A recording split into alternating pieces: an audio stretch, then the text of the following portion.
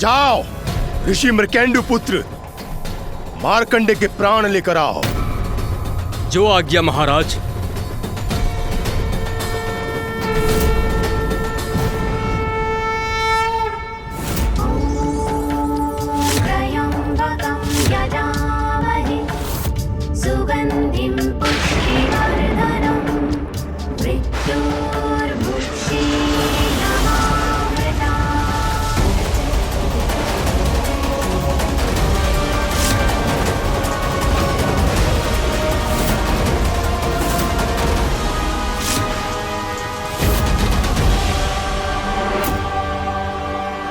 नाथ, पूर्व में इस बालक के पिता ने अपना भाग्य परिवर्तित किया था।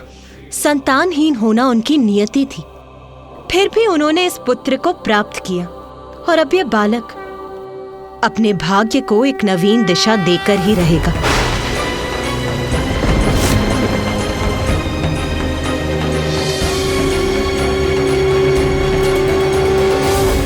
ओम त्र्यंबकं यजामहे सुगंधिं पुष्टिवर्धनम् उर्वारुकमिव बन्धनान् मृत्योर्मुक्षीयमामृतात्।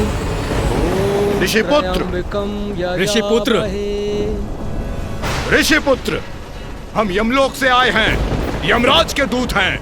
तुम्हारी आयु समाप्त हुई, हम तुम्हारे प्राण हरने आए हैं।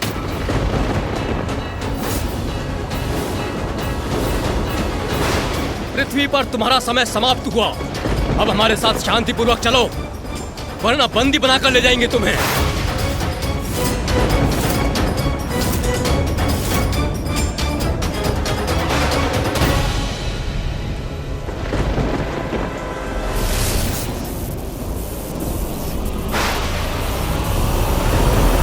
तुम्हें पर्याप्त समय और चेतावनी दे चुके हैं हम। यदि शांतिपूर्वक नहीं चलोगे तो हम तुम्हें इस पाश से बांधकर यमलोक ले जाएंगे।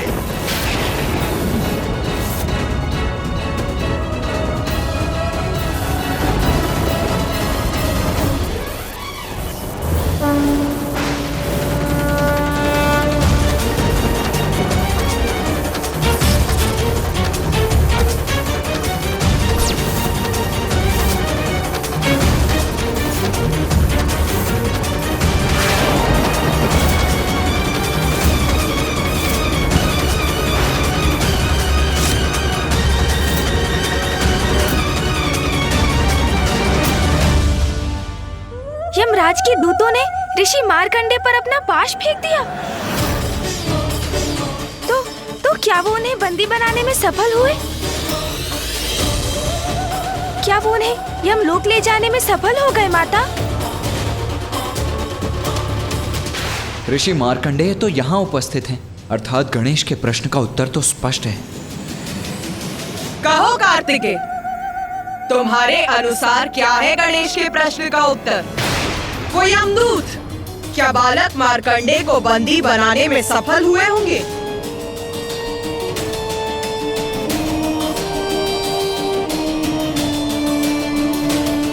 माता, ऋषि मार्कंडेय तो हम सभी के समक्ष हैं, जीवित खड़े हैं। तो क्या अर्थ समझूं इसका कि दोनों यमदूत मार्कंडेय के प्राण नहीं हर सके? तो क्या तुम्हारे अनुसार मेरे द्वारा उत्पन्न यमदूत अक्षम थे अपने कार्य का निर्वाह करने में? नहीं माता, मैं यमदूतों की क्षमता अथवा अक्षमता पर अपना मत व्यक्त नहीं कर रहा हूं। परिस्थिति के अनुसार उसके तर्क संगत परिणाम पर पहुंचने की चेष्टा भर कर रहा हूं मैं। माता, ऋषि मार्कंडेय जीवित हैं, अर्थात यमदूत असफल हुए, और अवश्य इसमें भी आपकी ही कोई लीला होगी माता। उचित कहा तुमने कार्तिकेय। मेरी लीला की एक ऐसी अद्भुत कथा है जो किसी भी तर्क से परे है, किंतु जो तुम्हारी बुद्धि ने निष्कर्ष सुझाया वो भी उचित है। यमदूत शक्तिहीन और अयोग्य नहीं थे, किंतु वो फिर भी बालक मार्कंडेय को मृत्यु प्रदान करने में असमर्थ थे।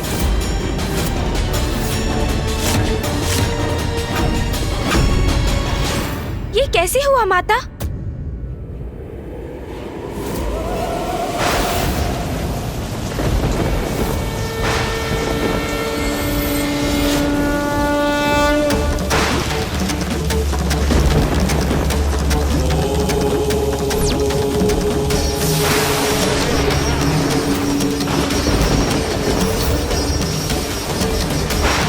ऋषिपुत्र, हमारा पाश बनाएगा तुम्हारे प्राणों को बंदी।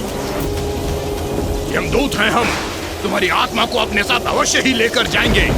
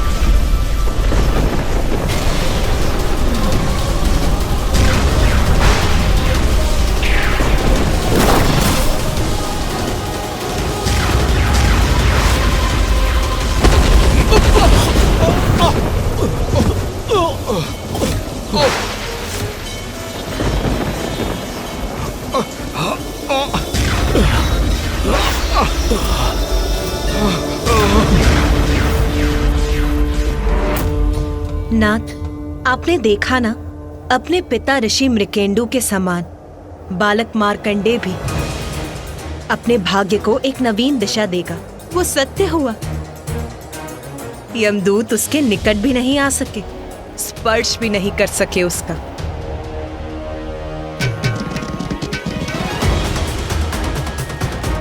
उमा, जन्म और मरण सृष्टि का शाश्वत सत्य है। सृष्टि के सत्य को असत्य में परिवर्तित करना, किसी को मृत्यु से मुक्ति प्राप्त होना सहज नहीं, अत्यंत कठिन है, कदाचित असंभव ही है। इसलिए उसकी मिथ्या आस त्याग दो प्रिय।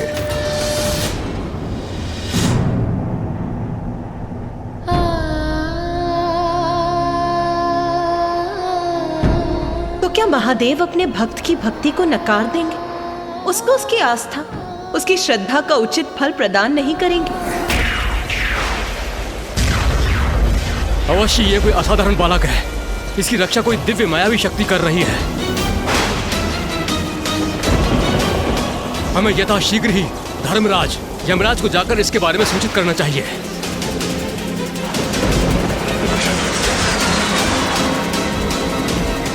नाथ, बालक मार्कंडेय इतनी श्रद्धा और भक्ति से आपके मंत्र का जाप कर रहा है, तो उसकी प्रार्थना व्यर्थ नहीं जा सकती। उसे उसके संकट से मुक्ति का मार्ग प्राप्त होगा ना स्वामी?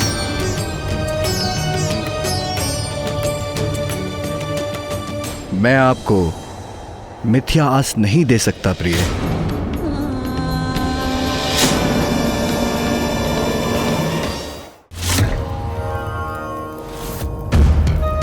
मृदुल, पूर्वी, उचित है।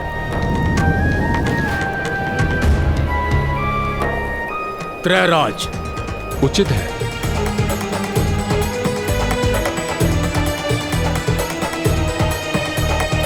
और मार्कंडे, बालक मार्कंडे का ही अंतिम नाम है आज की सूची में। कहां है उनके प्राण?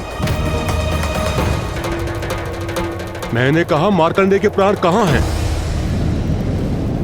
चित्रगुप्त जी महाराज, हम मार्कंडे को लेने अवश्य गए थे, किंतु क्षमा कीजिए महाराज, हम उसे लाने में असमर्थ रहे।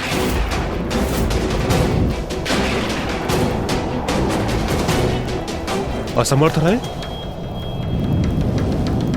उनका आज की सूची में नाम है, अर्थात उनका यहां यमलोक में आने का समय हो चुका है। क्या अर्थ है तुम्हारा? जिसके जीवन का अंत आज नियत था, उसकी आत्मा लेकर आने में असमर्थ कैसे हो सकते हो तुम? प्रभु, जब हम वहां गए थे तो वो पूजा कर रहा था, फिर हमने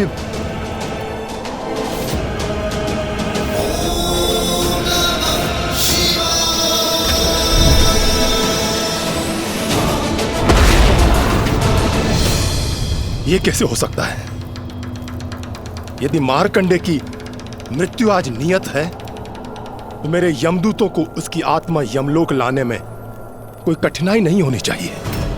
हम भी इसी विश्वास के साथ वहां गए थे यमराज, किंतु हमारा वो पाश उसे बंधक बनाने में असमर्थ रहा।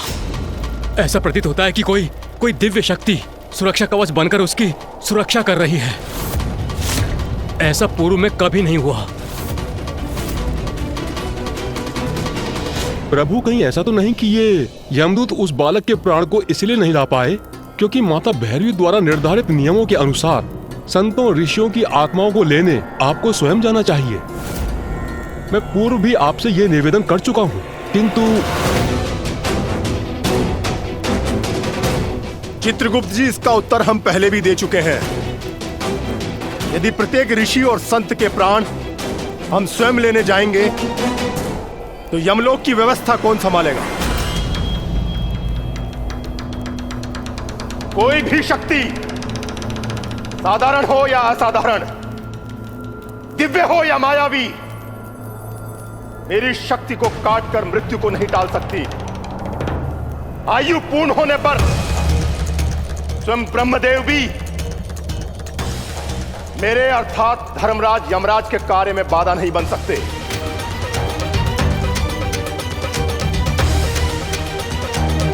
चित्रगुप्त जी, माता भैरवी ने कैसे अक्षम यमदूत दिए हमें? 2 यमदूत एक 16 वर्षीय बालक के प्राण हरकर नहीं ला सके। धिक्कार है इन्हें।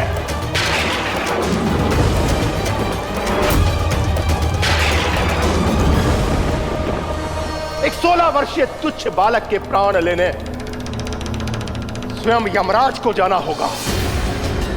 तो क्या लाभ है इन यमदूतों का? मैं स्वयं जाऊंगा, तनिक मैं भी तो देखूं कौन सी पूजा कर रहा है ये बालक मार्कंडे। सब व्यर्थ है। मेरे समक्ष किसी पूजा का कोई लाभ नहीं, कोई लाभ नहीं।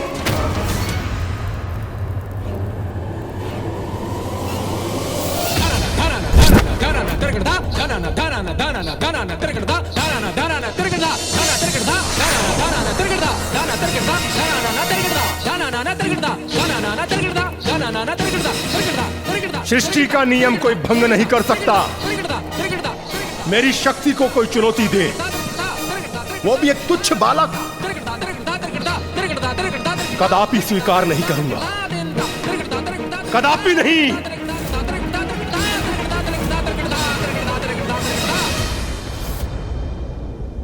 माता, ये स्थिति तो बहुत विकट हो गई ना। एक और ऋषि मार्कंडे अपनी नियति को परिवर्तित करने हेतु महादेव की पूजा कर रहे थे ताकि वो अपने माता पिता के प्रति अपने ऋण को चुका सके, और दूसरी ओर स्वयं आपने माता भैरवी के रूप में यमराज को आदेश दिया था कि किसी भी स्थिति में नियत समय आने पर किसी की मृत्यु नहीं टलनी चाहिए। सर्वथा उचित है गणेश का ये प्रश्न। ये तो स्वयं माता और पिताश्री की शक्तियों में टकराव की स्थिति उत्पन्न हो गई। इसका क्या परिणाम हुआ होगा? माँ, इस दुविधा का क्या समाधान था? मृत्यु के नियम तो आपने ही निर्धारित किए थे और ऋषि मार्कंडे उन्हीं नियमों को भंग करने के लिए पूजा कर रहे थे।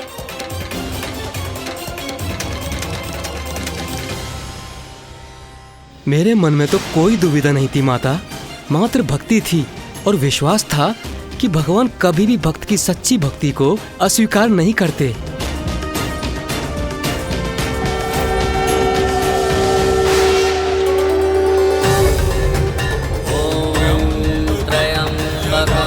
यजामहे सुगंधिं पुष्टिवर्धनम् उर्वारुकमिव बन्धनामृत्येर्मुक्षीयमामृतात्।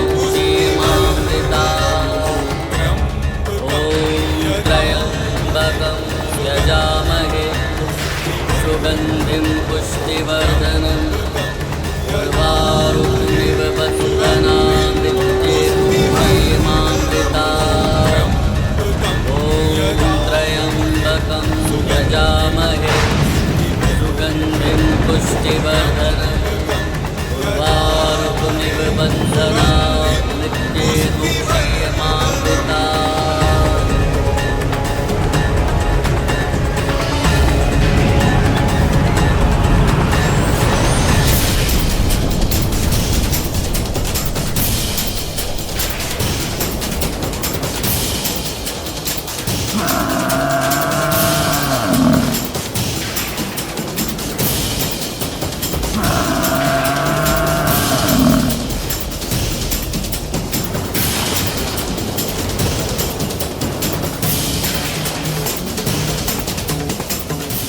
मृत्यु के पास में कोई सुरक्षित नहीं, यही सृष्टि का नियम है। ये दिव्य बालक तेजवान दिख रहा है, किंतु मेरे समक्ष व्यर्थ है इसका तेज, व्यर्थ है इसका असाधारण होना, क्योंकि मुझे अपने काल को अपने समक्ष देख भय से कंपित हो उठेगा ये। ऋषि बालक, चलो उठो, मैं यमराज तुम्हारे प्राण हरने आया हूं।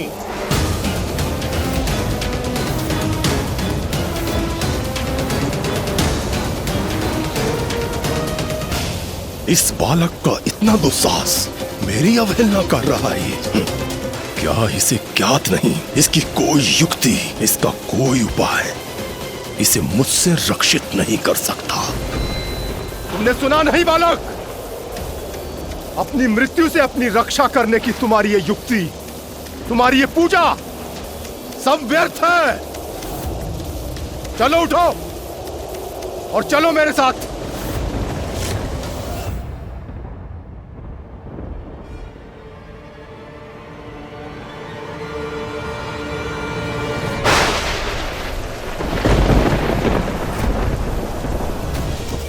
मृत्यु के देवता का ऐसा अपमान, अभी इसका भयंकर परिणाम ज्ञात होगा इसे।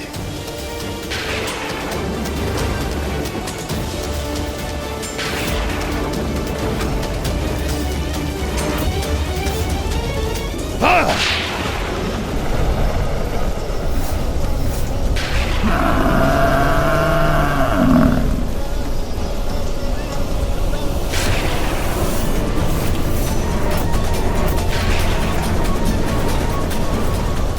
का समय आने पर प्राणी के प्राण हरने से कोई मुझे नहीं रोक सकता, कोई भी नहीं।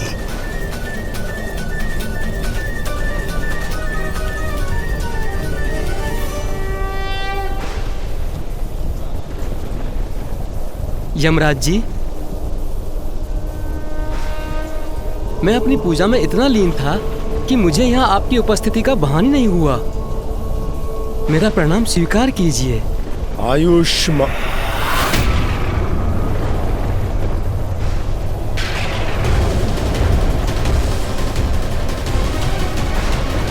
ये मैं कैसा आशीर्वाद दे रहा हूं इसे। बालक, बहुत चतुर प्रतीत होते हो तुम।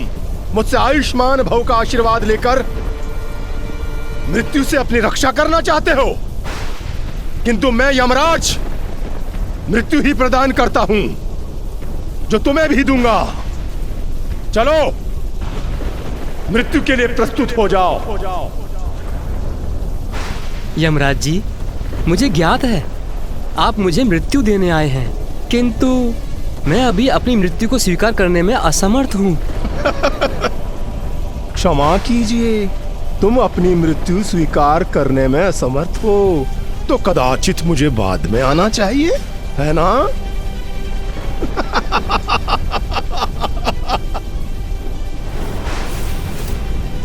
बालक, परिहास कर रहे हो, वो भी मेरे साथ, अर्थात यमराज के साथ। यमराज के साथ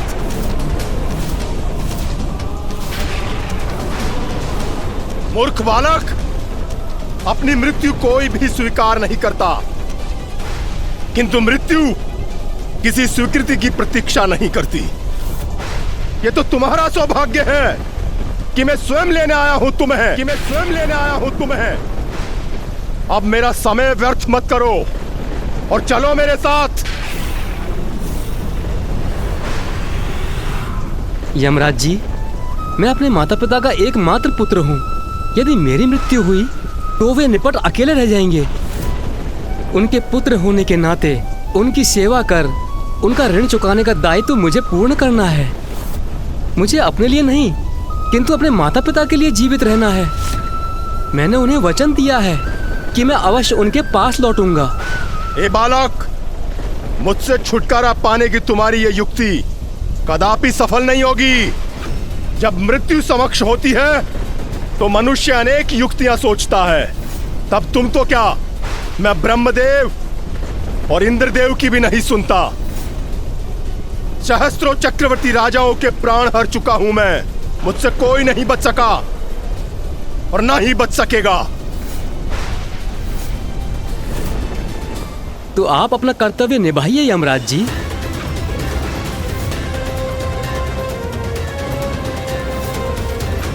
किंतु मुझे पूर्ण विश्वास है कि परमपिता परमात्मा मेरी रक्षा के लिए अवश्य आएंगे। ओम त्र्यंबकं यजामहे सुगंधिं पुष्टिवर्धनम् उर्वारुकमिव बन्धनान् मृत्युर्मुक्षीयमामृता। ये बालक, तुम्हारा काल तुम्हारे समक्ष है और तुम शिवलिंग की पूजा कर रहे हो। क्या वास्तव में तुम्हें विश्वास है कि महादेव तुम्हारी मृत्यु से रक्षा कर सकते हैं? स्वयं माता भैरवी ने मुझे मृत्यु का देवता नियुक्त किया है। वो भी मेरे कार्य में हस्तक्षेप नहीं कर सकती।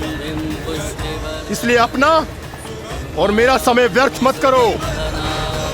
तुम अपनी पूजा अधूरी छोड़ दो या पूरी करो, उससे कुछ नहीं होगा।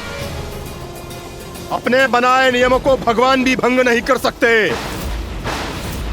बालक, यदि मेरा अर्थात यमराज का क्रोध चरम पर पहुंच गया तो तुम्हें ज्ञात है क्या हो सकता है?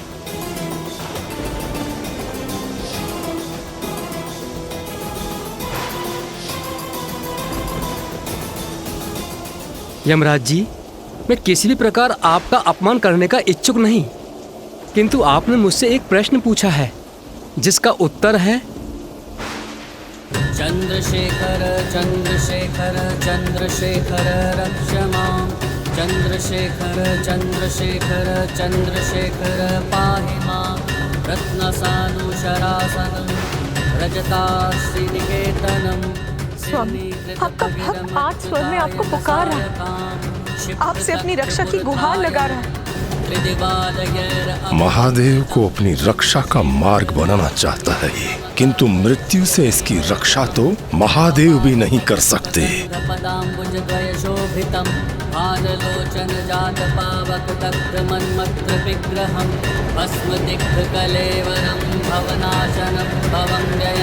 चंद्रशेखरमाश्रये।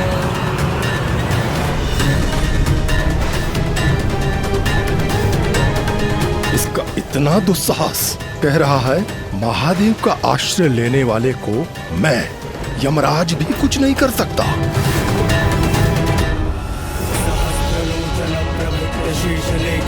ना, आपने मुझसे कहा था कि मैं मिथ्या आस ना रखूं, किंतु मेरी आस मिथ्या नहीं, विश्वास है मेरा।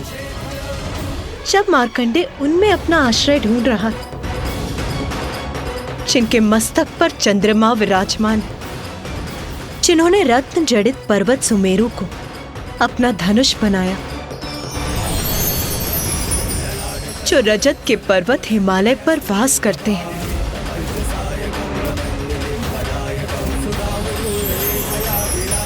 जो नागराज वासुकी की डोरी को अपने हाथ में थामते हैं, जिन्होंने स्वयं भगवान विष्णु को अपना बाण बनाकर त्रिपुर का दाह किया,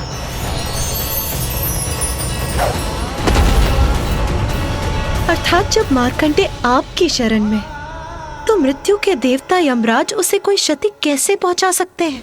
मम का करिष्यति वै यमः पपादपपुष्पगन्धपदाम्बुजद्वयशोभितं भाललोचनजातपावकदग्धमन्मत्रविग्रहं भस्मदिग्धकलेवरम्।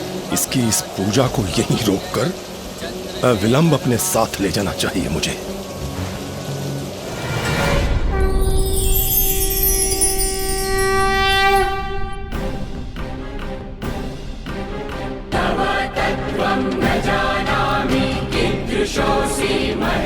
मेरी आस तो अभी भी स्थिर है नाथ, क्योंकि मार्कंडे आप में अपना आश्रय ढूंढ रहा है। वो जिनके चरण कमल मंदारादि सुगंधित कपाल का वृक्षों के पंच पुष्पों से सुशोभित है, जिन्होंने अपने भाल में स्थित त्रिनेत्र से कामदेव को भस्म कर दिया था, जो स्वयं भस्म में रमाए हुए, जो जीवन के समस्त दुखों का नाश करते हैं। जब मार्कंडे स्वयं आप से रक्षा की गुहार लगा रहा है, तो मृत्यु की देवता यमराज भी उन्हें क्या क्षति पहुंचा सकते हैं?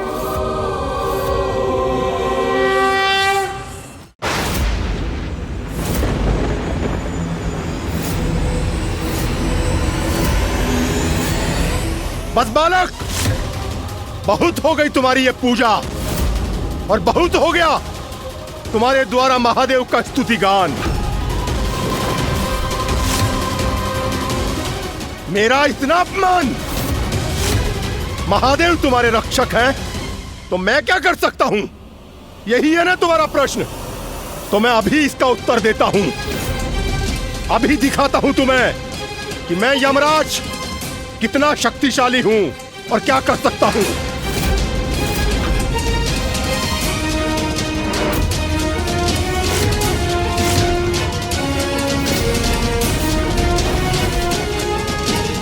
ये पाश स्वयं माता भैरवी ने मुझे प्रदान किया था। ये यमपाश मृत्यु का पाश है, और यही मृत्यु पाश तुम्हारे तन से तुम्हारे प्राण हर लेगा ऋषि बालक।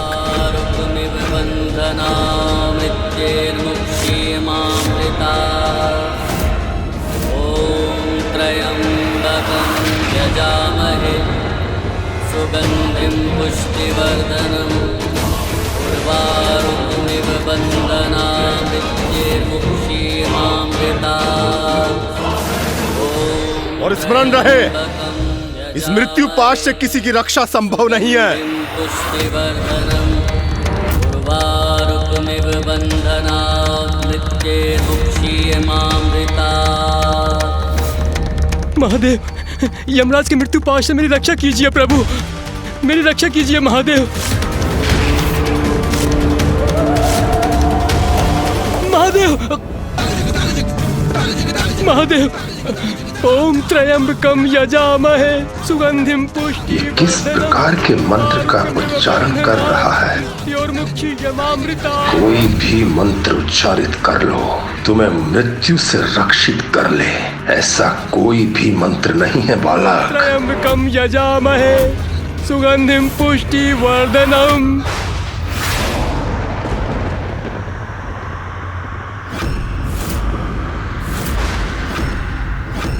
मेरा यमपाश, उसे कोई क्षति कैसे पहुंच सकती है?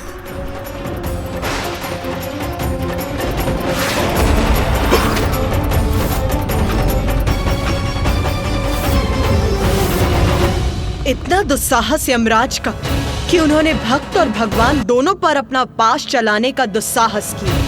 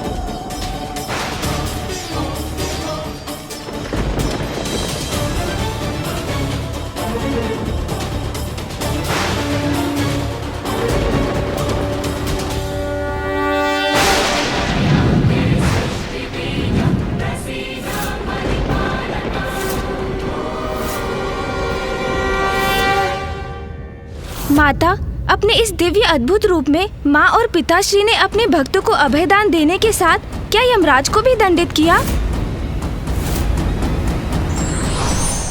भगवान हो या साधारण व्यक्ति, उसे अपने पद और उसकी मर्यादा का ध्यान सदैव रखना चाहिए, अन्यथा दंड के भागी बन सकते हैं।